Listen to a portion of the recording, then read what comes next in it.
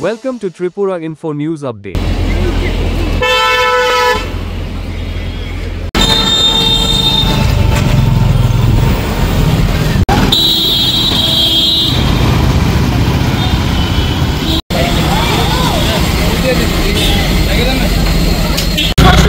পরিপূর্ণ ভারতবর্ষের একটি ছোট্ট পার্বত্য রাজ্য আমাদের ত্রিপুরা এবং দেখা যায় যে লোকসংখ্যার দিক থেকেও নেহাত কম নয়।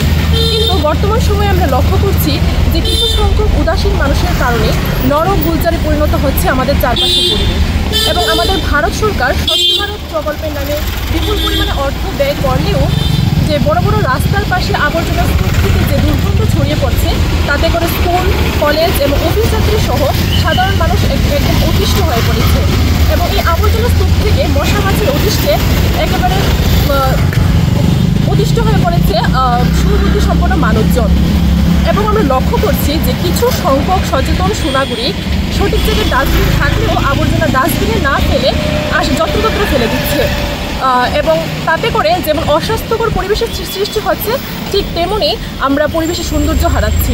তাই আসুন আমরা সকলে মিলে শপথ নিই যে আমরা আবর্জনা যত্রতত্র না ফেলে সঠিক ডাস্টবিনে ফেলব এবং স্বচ্ছ ত্রিপুরা গড়ার লক্ষ্যে আমরা নিজেদেরকে যুক্ত করব। তাতে করে আমরা এই সুন্দর পৃথিবী আগামী শিশুদের কাছে আরও বাসযোগ্য হয়ে উঠবে।